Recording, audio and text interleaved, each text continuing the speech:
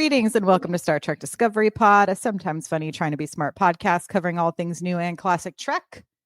I am the gatekeeper. Are you the key master? I am your captain, Mariah Gossett. With me on the view screen, we have Clyde Haynes, and I can't wait to talk about is it Spurk? This whole, like, if you think about it, naming like the shipping names, I had to go with Spurk because if you switch the names around, it becomes an adolescent joke that I'm not willing to tell. Great. Love it. And, you know, it's in your mind now, isn't it? Call me Jim. Pause to touch it. Yes, tonight we are talking about the finale of the third season of Star Trek Strange New Worlds, New Life and New Civilizations. It was directed by Marja Vervillo, written by Dana Horgan, and my favorite, David Perez. Very excited to jump in. Unfortunately, Mike is in sick bay, but he sends his regards. But before we fully jump into talking about tonight's episode, Paul, can you tell people how they can find the podcast, where they could leave ratings and reviews and other things to get connected with the community? Sure. Hey, everyone. You can find our podcast at Apple, Spotify, YouTube. All links are at StarTrekPod.co. And if you like what you hear, and if you don't, doesn't matter anyway, please join our Patreon, and you get access to our amazing Slack community. Indeed, for just $2 an episode. And it's a good time to join because we're going to take next week off. So you'll get a lot of fun hangs for a cheap price for the month of September. Woo! Woo! And Clyde, if people are hanging out with us live tonight on YouTube, how should they get our attention in the chat? Super simple. You need 2 starships, phasers at a large box. And then when it's just right and you don't blow up the planet, you step right through into the chat. No, seriously, type capital P, capital O, capital T, capital Pod into the chat, and we will take a look at your musings, your thoughts, your questions, your comments, your conundrums. And in that special moment, when you want to tell us about your overall thoughts of this interesting, wonderful season finale episode, type capital HF into the chat. You'll know what that means in a second, and we'll take a look at your overviews. Indeed. Speaking of which, I do think it is time for us to get to that incredible moment. It is time for some hot freaks. Hot freaks! Hot freaks! Some hot freaks. Paul, what did you got to see this episode early before any of us? I got to see it on Monday. I was invited by a friend to go see it at the Culver City Theater, where there was a Q&A afterwards. Like Paul Wesley, Ethan, Una, Rebecca Romaine. You got to see Rebecca Romaine in person? Yes. And also I got to see Jerry O'Connell, Whoa, so her husband. 2 for 1. And we got Ransom there. 2 number ones. That's right, 2 number ones. 2 for the number ones. Yeah. And let's see, and Henry and Akiva were there. Fun. Oh, wow. So yeah, it was really. Was it fun to watch in a big group setting? It was, yeah. It was, it was like more letterboxy than my TV, or it felt that way for some reason. It was great to see it with a group of people who were all there, super excited to be there, and shout out to our podcast listener Chris, who stopped by and said, "Hey, are you Paul?" And I go, "I am." And he goes, I listen to your podcast. So so I'm not saying that I'm like going to buy a house in the hills right now, but I'm shopping. Because we are now podcast famous, which means we must be podcast rich. And if it's anything like Smartless, any day now we're going to start our own cell phone network. That's right. It was really fun. It was very interesting because I feel like the episode really paid off a lot of things that were set up. And so, the showrunners were talking about how they didn't know if they're going to have a 4th season. And I go oh, I can see how they kind of tried to do that with this. And I thought that was a good thing. I felt it was a little, by design, probably a little disjointed by the way we'll talk about how it's set up. And I don't think it didn't work. It did feel abrupt to me, Mm. and we can talk a little bit more about that. Yeah. It had some like amazing sequences, like the Kirk Spock mind meld. Like top notch, top notch. Like this is probably the first time where I go, oh, I'm excited to see Kirk become Kirk. Like Yeah. the other episode, what was the eating the tail? Mhm. Like I think everyone really loved that and goes, oh, this is gonna be Kirk. Kirk before Kirk, and I'm like, eh. But here, I'm on board. I was like, oh, this is well done. Mine like a steel trap. Steel trap. And so there's a lot of things that I like about it. Once again, the production design, Yeah. We can get into all of it. amazing. Yeah, we'll hit it all up, but like it was a very good episode. Indeed. Clyde, what's your hot freak? Well, one, I gotta say, I love the idea of watching stuff like this in a big group when I've been able to see like episodes in a theater. I actually, it makes me miss the idea of us getting together and watching TV together. Right. Yeah. I think we spend so much time streaming it and watching it on Yeah. our own. There's something a little different when you get to do it with people. It's I remember in college I watched a comedy once. I'm not gonna say which one it was, but I watched a comedy. And when I watched it by myself, I was like, it's okay. And then like a week or two later, I watched the same like movie in a group of my friends, and it was hilarious. There's something about that communal experience. So Paul, I think the fact that you got to see this episode with a group of people is really kind of cool. Yeah. All a bunch of Star Trek nerds, like just like, it's just kind of cool.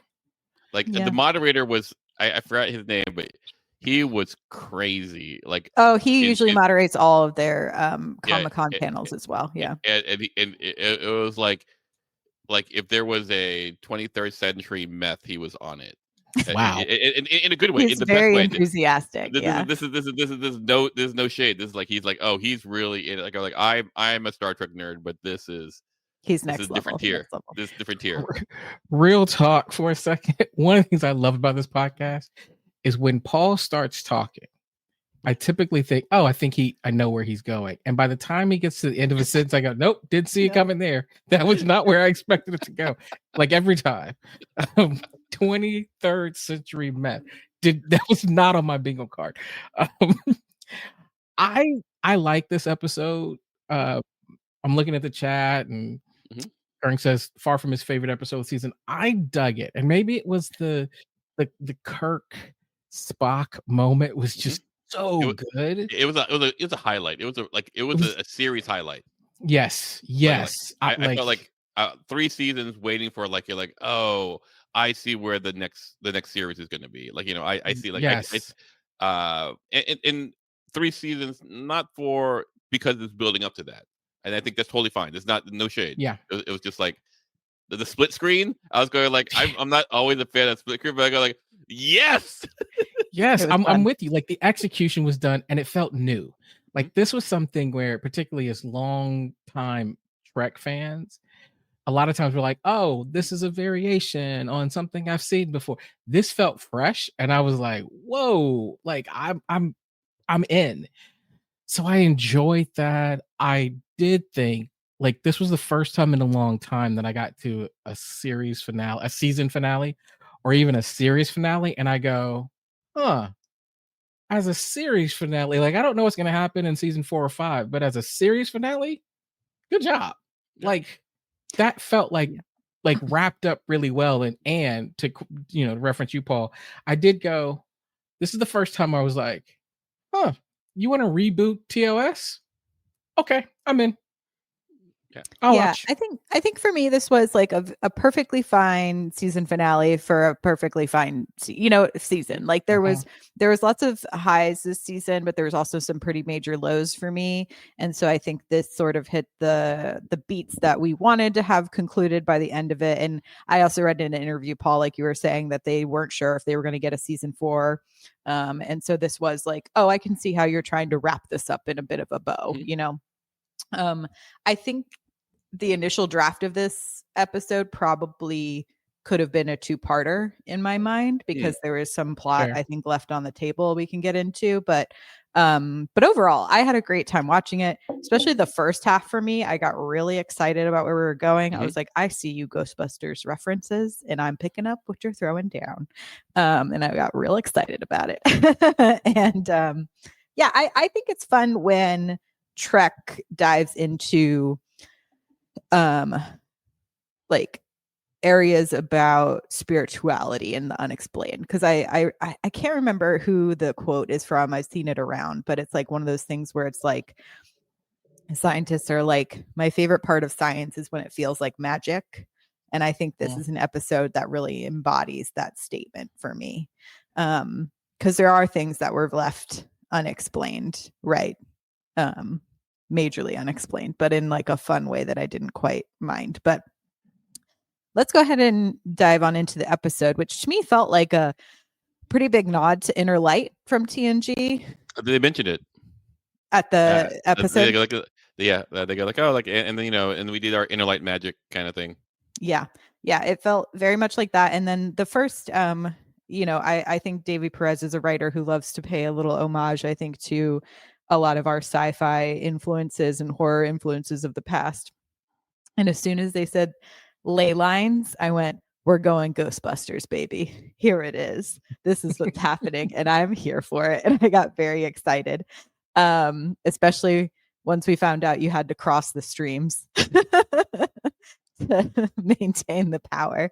But kind of starting back at the beginning, essentially we figure out that the the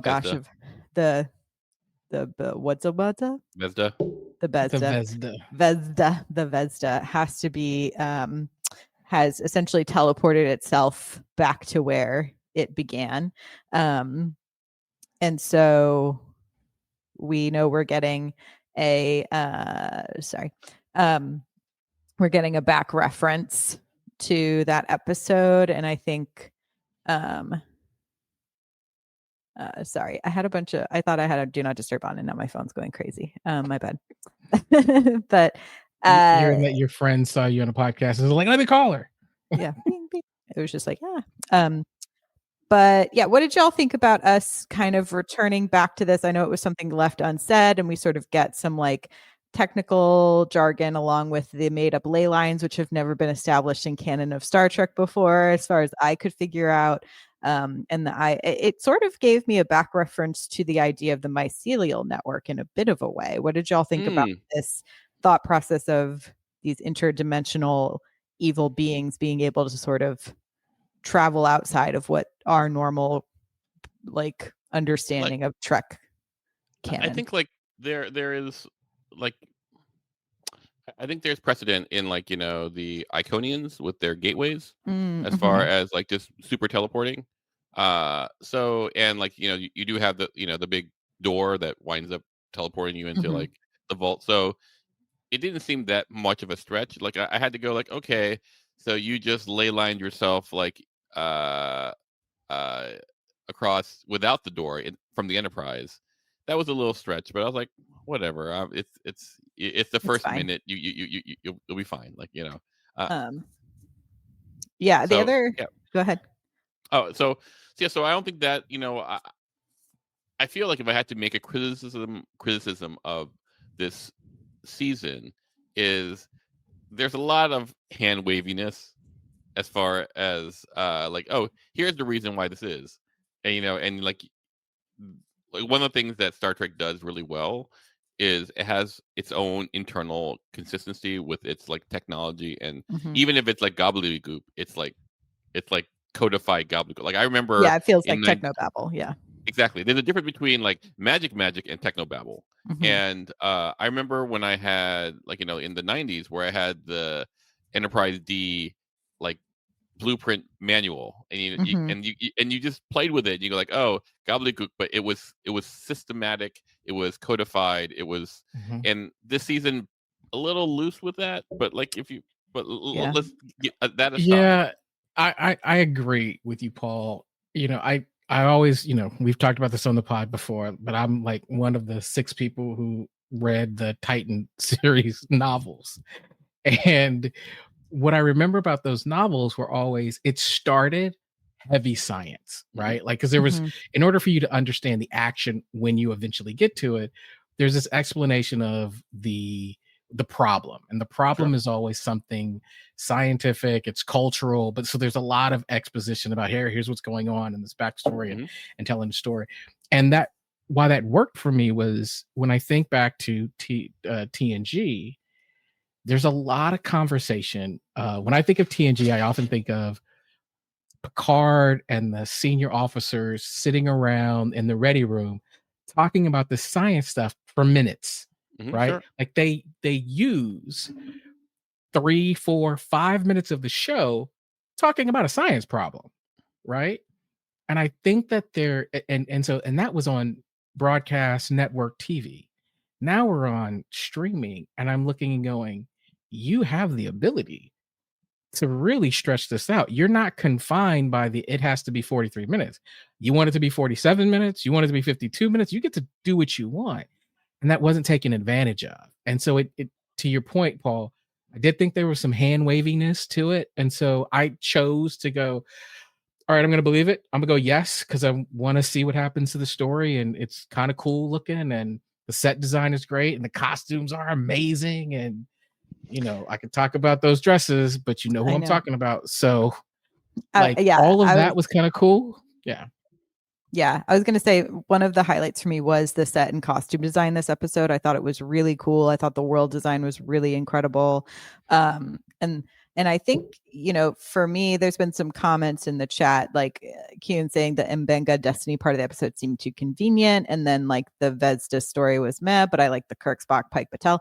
I thought there was an opportunity to really combine a lot of the relationships that have been like working throughout this season in an interesting way. The way that Pike and Mbenga work together in that zombie episode, and like, I'm all for. It felt like there was a C plot that dealt with Mbenga more that got cut, and Maybe. Yeah, sure. I kind of wish we had gotten it, because I think that was an interesting thing to have seen that come full circle with him, because I think we've had a lot of character growth there. And like this season for me, I saw a writer make this comment, I think from Trek movie maybe, saying that like this season seemed to push more plot development over character arc, and I thought that was a thoughtful critique, because I think there was a lot of starts of character arcs, especially in these different coupledoms that we've sort of had across the season, that could have been, their relationships could have been more momentous. Like, I think Batel's ultimate sacrifice in this episode would have felt more emotionally impactful if we had gotten more of her throughout the season, and more of that. I know we saw a giant flash forward in an alternate dimension in this episode, but I feel like in other, like when Hemmer passed, I felt like I felt that passing in a much more Yes. significant way, rather, and that sacrifice in a significant way. And I think we missed it a bit with her plot line this season. I think the reason I agree with that. I'm sorry, you go, Clyde. I was just gonna say there are a couple things along that lines that kind of stuck with me, and I agree with you, Mariah. Like, I felt like almost from beginning, we kind of suspected that she wasn't gonna make it past the season. But even if that was a hint of that, you didn't build her up. Like, if you want to talk about like Hemmer, or you talk about Arium, there are these moments throughout Trek where it's like you do it where you start to ingrain them into the episodes more and more and more, so that when you yank them away from us, we feel it. And I felt like it's almost like she spent the entire season in sickbay, right? And it was like, well, people spent that way a lot. She was. So you show up and you're like, hey, how are you doing? Oh, you're doing a little bit better. Okay. Oh, you're not doing this great. And then you leave to go on to your mission. And so when they pass, it's like, oh yeah, well, I kind of expected that. Where it would have been more interesting if she had been on away missions and doing more things, or even just like more relationship with Mbenga, and like showing that, like, if we're going to bring him back into this plot line, since like he was needed to open the gate, and how that relationship impacted I was like, there's something I could see there was something here, and I don't know if it just got cut and buried or what happened, but it could have been, I think, a more interesting ending, because it did feel like, oh, we never saw how they even got out. Like, I was like, oh, we need two, so now Mbenga and Pike have to get out of this together. Like there was like a piece Mhm. missing in all of this, but That's true. And I think the other thing, and this is going to sound like a broken record, but here's another episode. We saw this all throughout the season where your set design, your costumes are interesting, and you bring us to this world, and we're there for 3 minutes. Yeah. Right? Like, we saw some people running around a little bit, but I'm used to Trek going, hey, we're going to land this on a planet, and we're going to spend 15 minutes with you feeling like you're on this planet. Because they spent the money on the budget, they're gonna make it worth it. Exactly. But here was like, oh, y'all making it rain, and then you don't care. Like, it would be hard for me to really tell you about any planet and have a sense of like, oh, I remember that planet. Where I think with other Trek episodes, you start talking about certain planets. Like, I think about Voyager, and I think like the Kazon planet. Like, I visually remember like what those look like, in deserts and like even Mad Max and all in- that stuff. And I don't have that with this season. And even in modern Trek, I feel like, on Discovery, we got a much more interesting and full like idea of like the Trill home world, and like anytime we went through like Book's place, like his Book's planet. And like when we went down to like the Klingon like marketplace where Michelle Yeoh, got Tilly into a lot of trouble. Like, this is all stuff that we've seen done even in the modern era, and so I think there would have been opportunity there. Now, there are things I really enjoyed. I think in this episode in particular, I liked some of the fun little callback things of like Uhura tricking Scotty to wear the dress uniform like she fell for back in Children of the Comet. I thought Yeah, that was a fun because circle violence. Yep. And then there's the second Doctor Who reference, and I saw an interview with Akiva saying that Pelia does know the Doctor, and so Doctor Who and Star Trek are now confirmed to be in the same universe. Wait, say that again. Fascinating. Pelia makes there's a TARDIS cameo and the Setlat who ate its tail, and then Pelia also implies she once spent time traveling with a a traveling doctor. Oh, I didn't get that. I got the underline. I didn't see like what they're referring to. Yeah, it's Doctor Who. They had a big Doctor Who and Star Trek panel at Comic-Con this year too. So I think they're setting that up in some way, although those are not in the same properties. So I don't know if we'll ever fully get a crossover episode, but I would love to see Carol Kane on an episode of Doctor Who. That would work. That would be on brand for sure. Also, Scotty's impression of Pelia, that sounds like a vampire. Really fun. And like I said before, the costumes are incredible. Did you guys catch, and I can't quite remember the scene was, but Ortega's gave a look that I was like, there you go. That's there was she kind of was like a look to the camera like, what? Oh, it was Kirk and Spock. It was when Kirk and Spock are kind of chit-chatting. And, because Kirk's all like, you have a perfectly capable pilot. And they're like, it's kind of not a pilot thing. And then they're kind of having a bit of a stare off. And I feel like Ortega was everyone being like, yeah, you can start your fan fictions now. This is where it starts, It was a great moment. Like, at least for me. Here's one of the things that I thought was pretty interesting. It's like, I love the moment, blah, blah. Why did it need to be Kirk? Like, because he was more open than others. Because Spock has a crush. That's my canon. Because Spock has mind melded, or at least been closer to a bunch of people. Say La'an, and they're mind melding all the time. If you know what I mean. So I'm just saying, it's not a problem. It was just like one of those things where oh, this worked. Here is the way that you here's the way that you kind of plot narrativize this. Yeah, exactly. Which is fine. It was just fine. Because as a fan, I'm going for it. But you have those refrigerator questions when you're drinking your orange juice by the refrigerator. You go huh, Why'd you do that? You're killing me, man. You're killing me. Well, I mean, you bring up a good point though, Paul, because I think, again, as a fan, you asked me why did they do it? Because they're answering the question. Yeah. How did these two end up the way they did? Yes. And they have not answered that question and given yeah. us enough Yeah. all season. So this is kind of a bit of a, we're going to rush and do something that answers that question so you can check it off. But if this is the first like series you've ever watched and you've got no background, like you've lived your whole life in a cave and you came out to watch this show only, and you don't know the legend of Spock and Kirk, what you're asking me is, does it fit? Does it make sense? Like, why him? And to your point, I like, without the history, maybe I question it a lot more than I did. Yeah. It's fine. It's totally fine. But it's just one of those things where, like, I guess I'm this season has pushed me to go like, oh, how far am I willing to just go with it? Just go with it, like like I think one of the things that I had I bumped was the inner light portion of the flashback, which like any Star Trek fan who watched TNG and saw Inner Light would know that you knew exactly what's happening.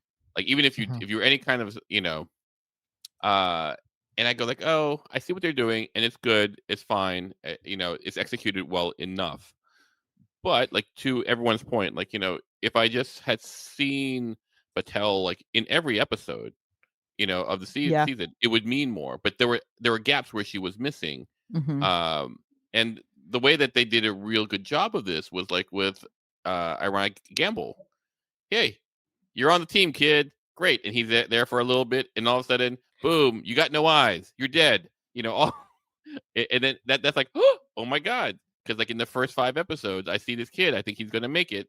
And he's I think if they had gone and said like, oh, Patel's gonna be part of this crew for a bit. And she's always around, and she's gonna give a little bit, like basically no one was really invested in Patel aside from Pike. Right. Exactly. Right. So it didn't feel like that she was. We're losing family. It felt like we were losing someone's girlfriend. Yeah. Yes. And to me, the other thing, it's like if they were very like.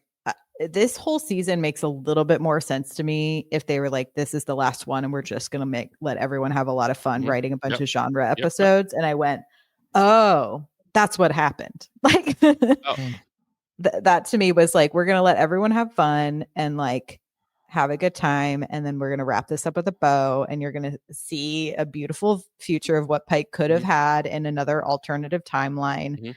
But then ultimately he's going to just be a little bit sad for the last bit. But I do like that they at least did set up like, okay, this will be the last 5-year mission for Pike, and then potentially this transition to a Kirk Enterprise.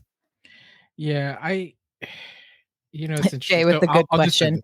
Did the people on the planet get their eyes back at least? That's a great question. I did wonder that. They could regenerate the eyes as long as they weren't brain dead like Gamble was. Like I mean, they were stabbing their eyes out. So that was so hard to watch. I like Inner Light. Like, to me, Inner Light, to your point, Paul, as a TNG fan, Inner Light is this, to me, it's this beautiful moment that we know. And it's like almost like this secret moment between us, the viewer, and Picard. Right? Like, we got to experience it. He has those memories. He's got the flute. And nobody else really got to go on that journey with him except for us.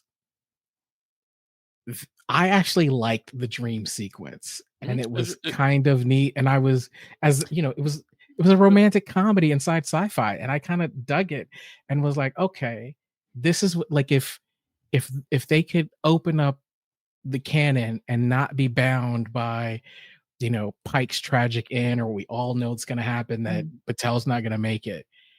Like, let's just take a moment and watch this like fanfic romantic comedy. And it was done well, and I enjoyed it, and introduced to his daughter and the whole nine. Like, I liked it.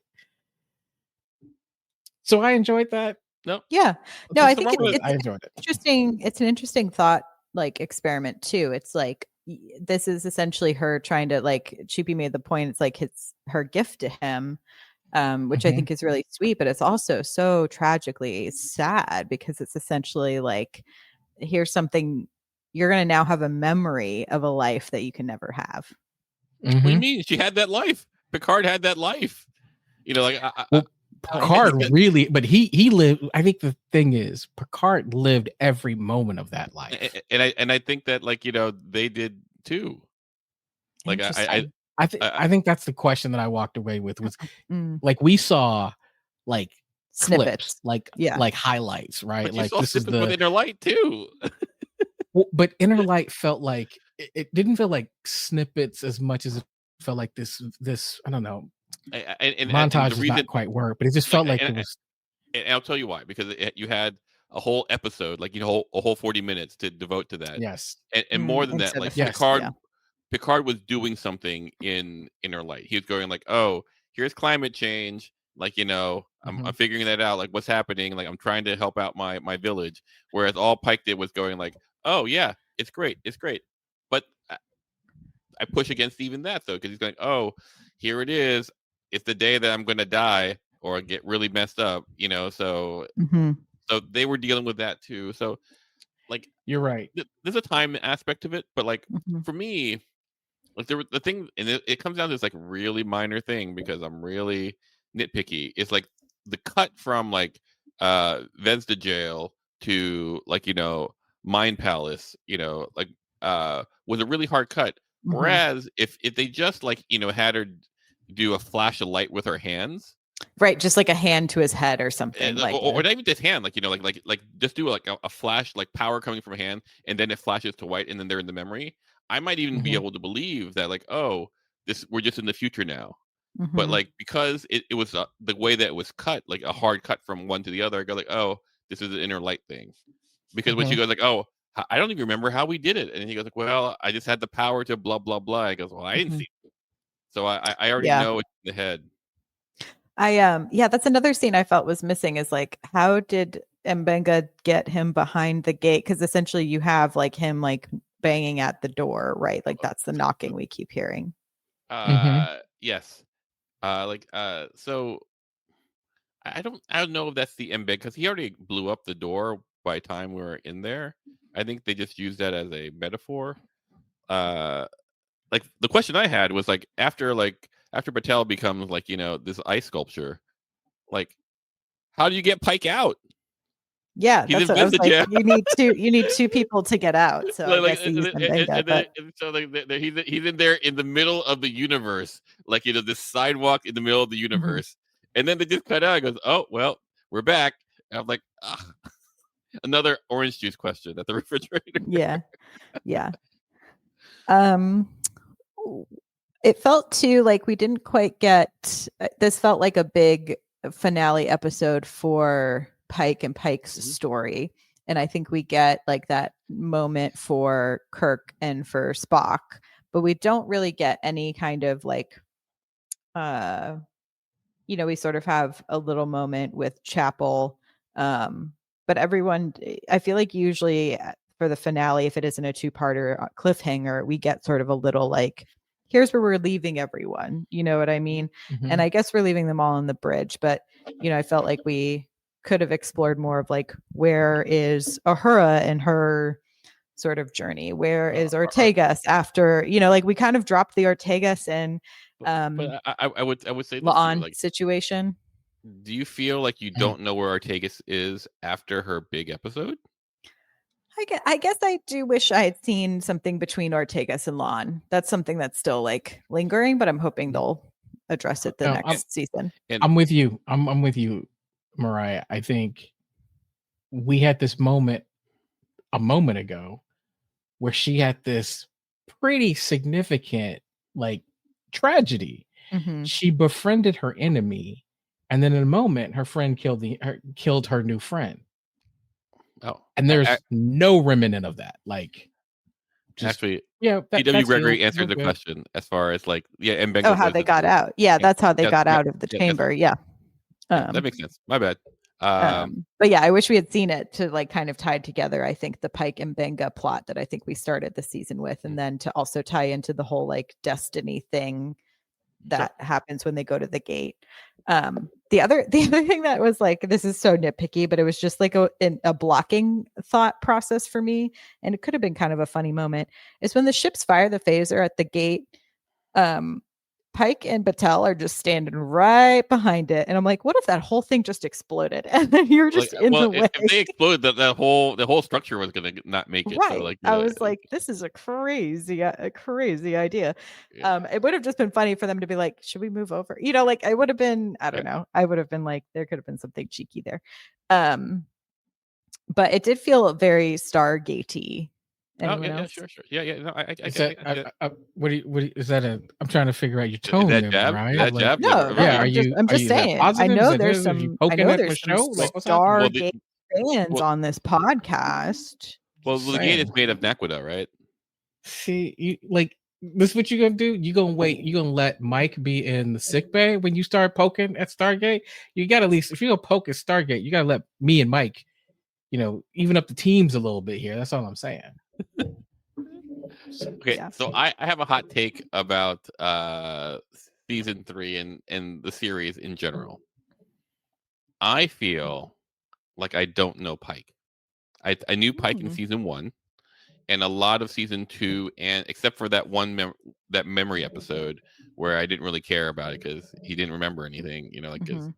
Like he has like made like kind of a backseat decision to let other members of the crew have their moments. So I know a lot about Uhura. So when you say, where is Uhura on her journey, I go like, I've been seeing her move for two whole seasons. Whereas La'an has made some great strides. She's got a boyfriend. Like everyone has moved strides, and all I have for Pike, I have like almost nothing in season 2 as far as growth. In season 3, all I have is like, here's a simp for a girl who happens to be a captain as well, which I'm fine with. But at the same time, I'm hoping that in season 4 there's more Pike. Yeah, I think now we got Sad Boy Pike, and I'll be interested to see how that kind of pushes the character. Like, I guess the way I would describe it is,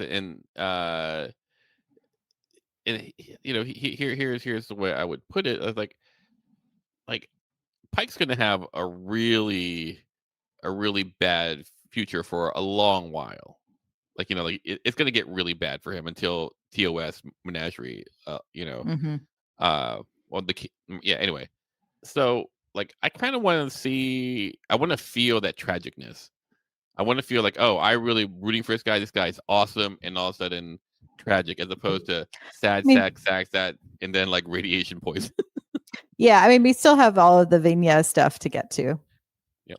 Well, and I think, Paul, to your point a bit, what I'm left with is, if we go back to Discovery and the introduction of Pike, and really season 1, Pike was setting up to be pretty much a badass. Yeah. And I'm like, okay, wow, we're getting like, we're about to get a new face carved on the Captain Mount Rushmore. Yeah.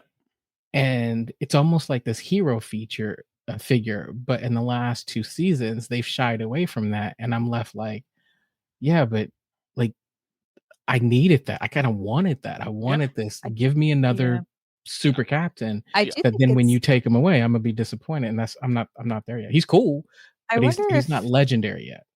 Yeah. I mean, I think it's also hard because of episode orders, right? Like we had so much more time to get to know all of the other captains, and honestly, we're getting even more time getting to know Kirk. So it's like of all of them, and Pike Janeway with Prodigy. Exactly. So like we kind of like don't have as much room, I think, to give that character the same expectation for growth.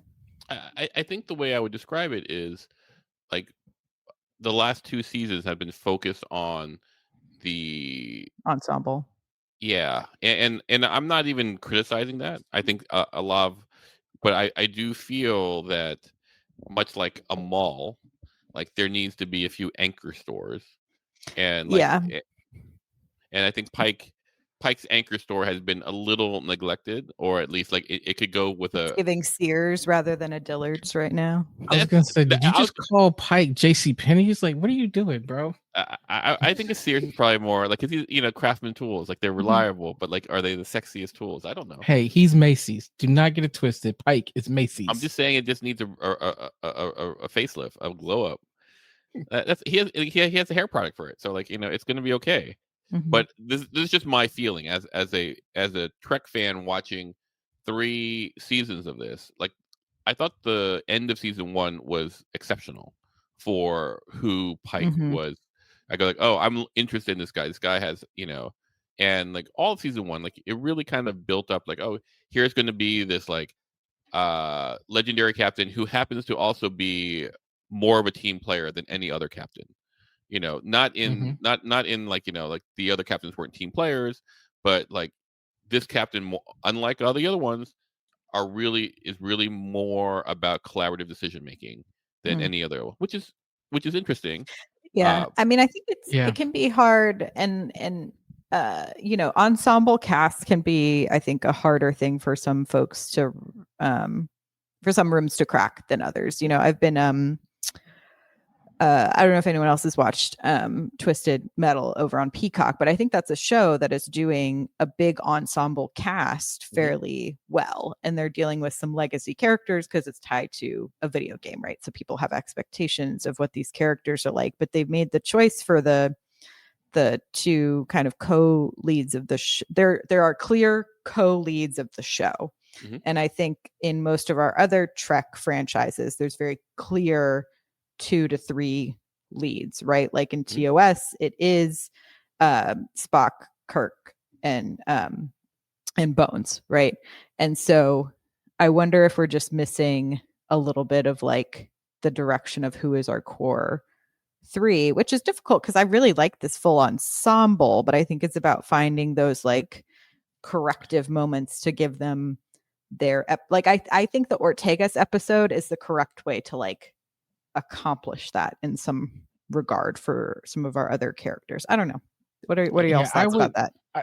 I kind of think what might have made sense, because if you kind of think about it, there's a bit of a generational thing here. Like when I think of like TNG, it felt like they were all about the same age, with the exception of like it was like mature. They felt a little bit mature, whereas with Enterprise, it feels like they're really young, and you got a couple older, kind of wise gray hairs.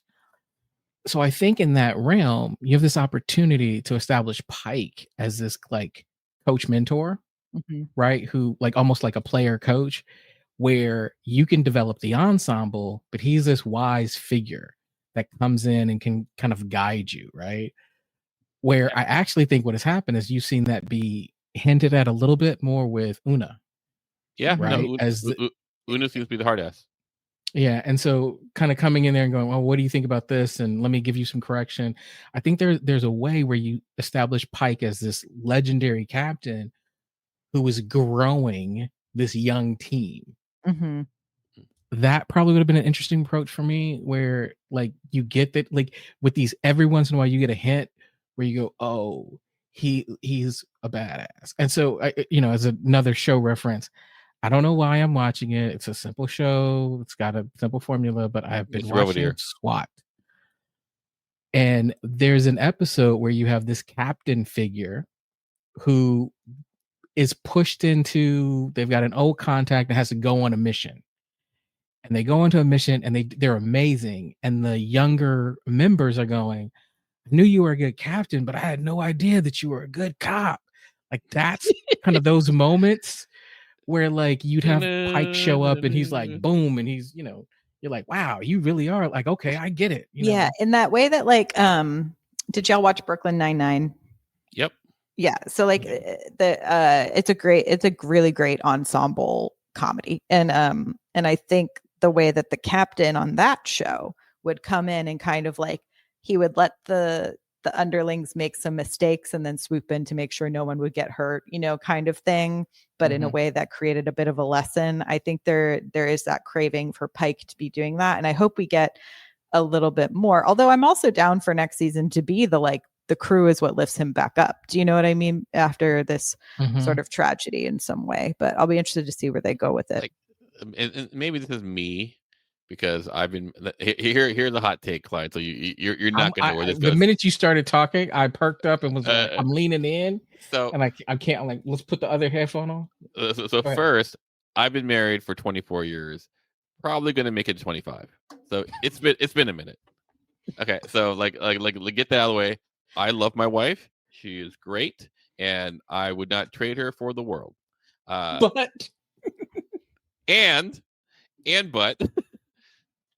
if I had lived a lifetime with her till her deathbed, and then we flash back to this Pa Wraith prison, and then she goes, okay, we're done. I gotta do it.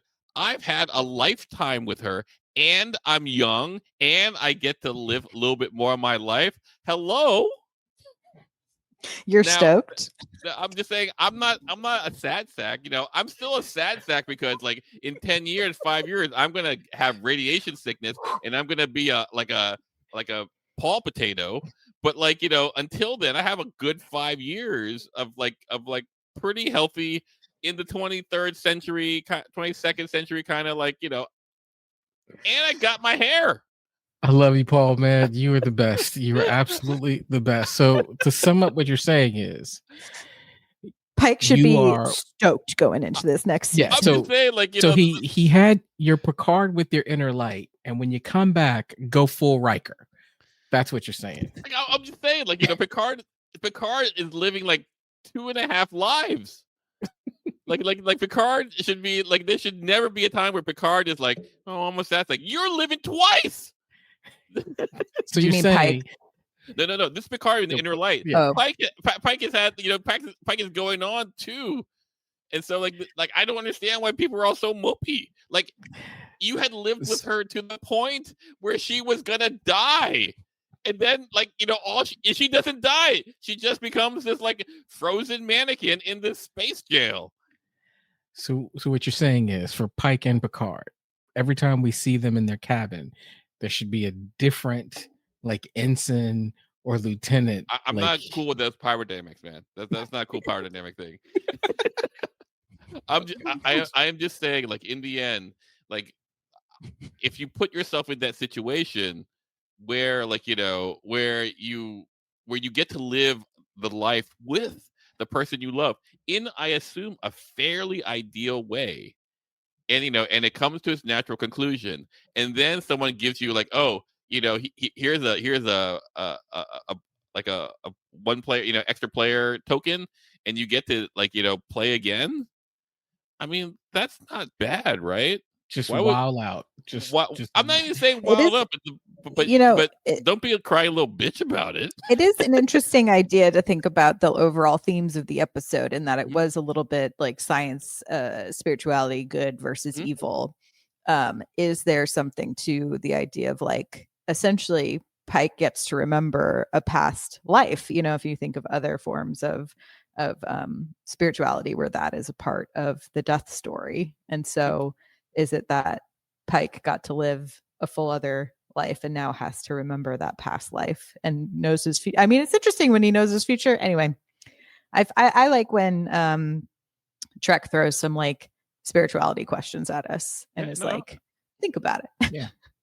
No, don't misunderstand me. I think I can understand what the thought process was in constructing it, and it's just a matter of my wife and I play a lot of hypothetical situations. Things oh, if you go back in time, as you are now, would you marry you? And our solution is no. Danger, Paul. The answer always that question. No. The answer is always no. He goes look, I have 24 years on you, kid. You are great 24 years ago with me 24 years ago, but me old and and sad and cynical and all the things that I am going back to 24 years and meanwhile, why would have put that evil on her? Welcome, ladies and gentlemen, to Marriage Relationship Talk with Paul Satachin. The time travel. Time travel relationship talk. I will say the turkey and the pies in the Thanksgiving sequence or Christmas sequence did look impressive. Good job, No, no, food styling everything- department. everything And is- thank yeah, you, like- Mariah. I was trying to figure out how we're getting food in this episode. How we we hadn't getting mentioned it food? yet, and we're like in the 50th minute. I was worried. I know, there in for the a second. same way that if you looked closely enough when we did flash back to the interdimensional space, Peanut Hamper was Say flying it. in the background. Thank you. Right. Okay. It's all. We need it's- consistency. This is who we are. We need You consistency. know what's is going to important. happen in season 4? Here's my prediction, or maybe season Peanut 5. I don't Hamper know. comes in. No. Peanut Hamper, but Kirk is going to have a hot dog, and then we're going to see him put ketchup and mustard and Oh, relish. and all- redeemed. and then he's gonna take a bite and goes like, I don't know how these are just the best. Yeah. Some bullshit Colin responds to that, like that sad Kirk who grew up in like non-federation like on a freaking ship, Farm in like, Iowa. that Kirk didn't grow up in Iowa. Mhm. Anyway, he goes, oh, that's my Kirk, condiment hot dog eating. A little bit of relish, and we're good. Yeah. That's all I'm saying. Writers, if you're listening, it will know if you put a condiment on Kirk's hot dog. That's right, like Man, please. this season 5 finale, hot dog. Hot dog party. And if writers are you listening, we're not even telling you what condiments to put on. Whatever you do, right? You want some sauerkraut, little, like Yeah. whatever it is, you do it. Eat chili, like whatever. Just not plain. Oh, but Barbecue here, sauce. but here it goes. So here's where Little they weird, but screw with okay. our mind. Kirk is eating a hot dog with properly, and then Spock eats a plain hot dog. No, don't do that. No, stuff. fair enough. I think if Spock had eaten a plain hot dog, we You may let go? not talk about it as much. Yeah. They'd be like, yeah, that tracks. That's right. Yeah, that's on brand. That's because Yep. Spock wouldn't emote the same way that Kirk emoted and went back for another True. play. Well, Anyway. but also Kirk has really established himself as the king of cool Mhm. in Star Trek, and the king of cool would not eat a plain hot dog. Like that just doesn't add up. You got the leather jacket, but your hot dog is plain. Come on, man. That's not how that works. Transferring from hot dog talk. What are things that you hope to see next season? More lawn. Sorry. Give me a second. Think about that. Yeah. More dance Like, lessons. I know we didn't get a dance this episode. So here's what I'm looking for, and once again, I'm the outlier. I'm waiting for La'an to die. You're Mm. dead. I- cynical. No, I love La'an. Don't misunderstand me. I love La'an. I think she's great. But like, what's Ooh, gonna Jay, are we going to get Sulu next season? Yes. That's a that good would one. Jay. that might be cool. That might be really cool. But I'm really curious to see how La'an leaves the fray. Like because I feel like she's become a favorite of mine, and she doesn't make it to TOS in any form that I see. And Yeah. I do feel like if Maybe she just goes to work in like some sort of research to do with like the, her family history. yeah, like maybe like Well, that does, something. She that becomes does- the ambassador to the Gorn.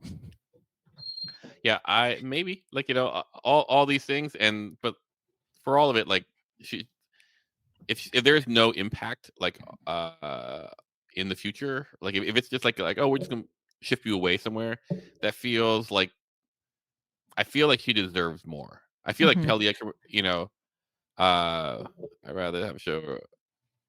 Yeah, so I would say Kevin Jones says I'd rather have a show set in TOS but with a new crew and Mm. ship. Like I think there's space for this where La'an could be on a new ship in the Uh, same time period. I'd be okay with that too. I'd be. It's just a matter of like maybe it's not. I'm predicting that she'll die. I don't know if that's correct. What I'm saying is I'm curious to see how they move her off the ship. That's what I truly Yeah. mean. And I know that's gonna break Clyde's heart, but like the second thing I'm most looking for is like to see Clyde weep as Christina Chong says her swan song. I guess she doesn't die, but she goes, it was the honor of my life serving with you guys, and Clyde. Listen, La'an's amazing. The thing Period. about Star Trek is there are plenty of wonderful characters that will capture your heart. Mhm. So there are others. I'll be okay. That being said, He says I that, I but like cut to like Patel giving him time travel powers. I'm just saying. So I think I similarly to Paul, but not with the Death Note. I'm a little bit curious about what happens to our non-Enterprise crew, like all of them. So, and Mhm. we haven't, hopefully in season 4, Mitchell gets more than like a line and a half an episode. But again, this is the same thing that I said about Discovery. Like, I want to know more about the crew. I want to know more about these bridge people that we never talk about. But the Ortegas, the Mitchells, what happens to Mbenga after this? Like, there's some things that I Well, kind of want isn't to Mbenga see. in TOS for a beat? Not that I know of. No. I feel like we Maybe. hear about Mbenga. I'm not a TOS expert, so I won't even claim to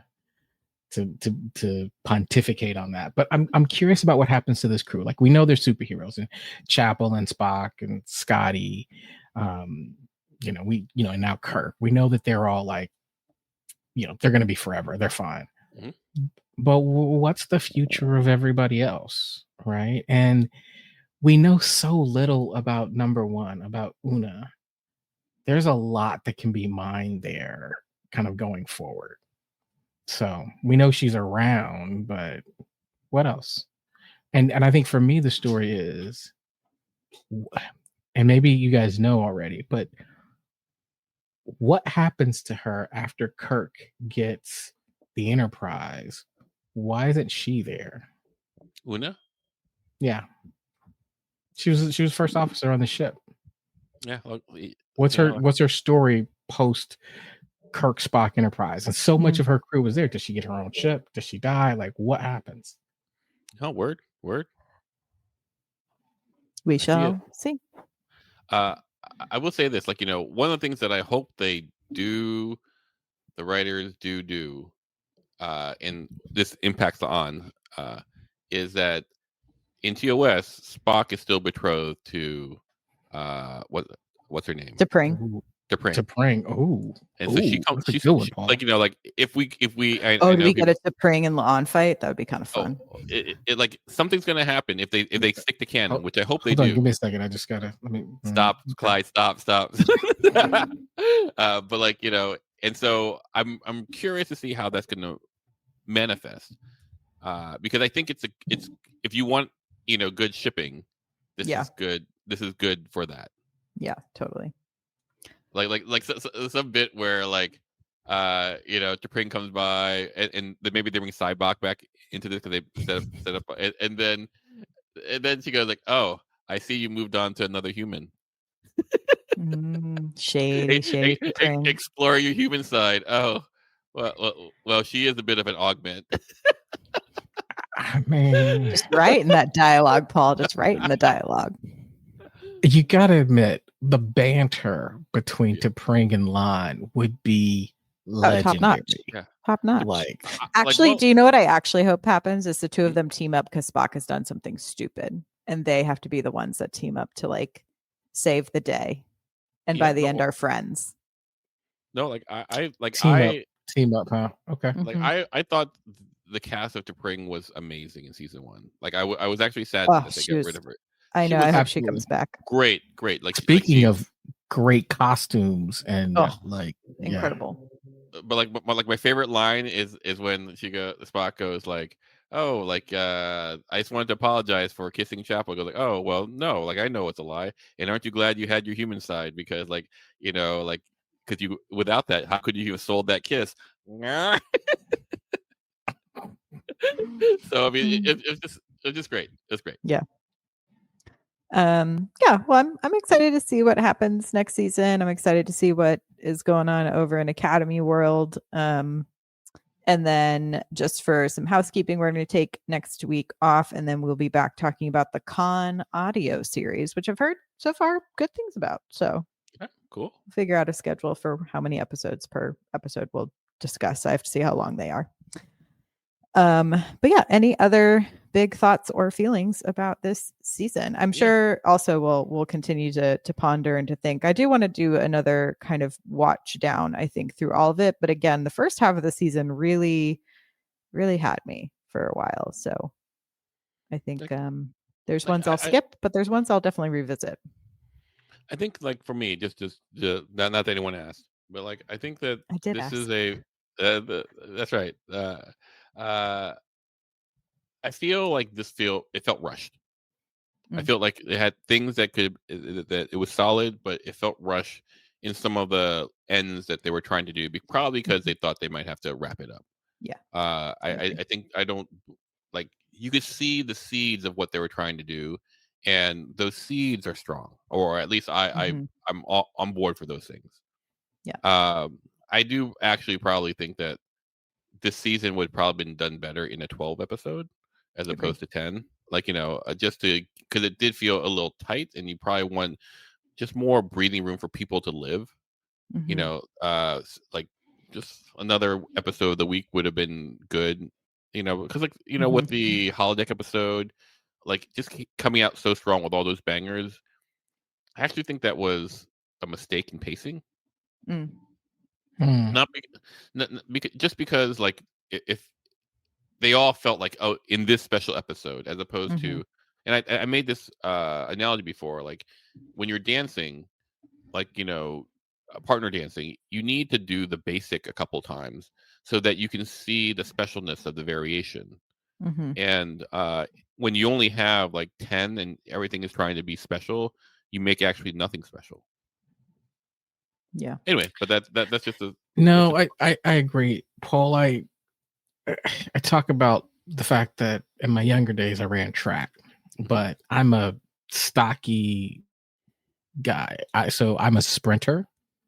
But I was asked once during a track meet to run a 400-meter relay, ooh, and that's the rough. goal was the goal was just all we need is the point to just get around the track. We don't need anything special. Like the person who was supposed to run it cramped up and couldn't run, and so they asked me to fill in at the last minute. And I'm a little bit competitive, so I was running like the third leg, and when I got the stick, it was like everything in my head was just pace yourself, just pace yourself, and that would have been Mhm. fine. But I looked ahead and thought, oh, I can catch him. And so what I tried to do was I started off from a dead sprint.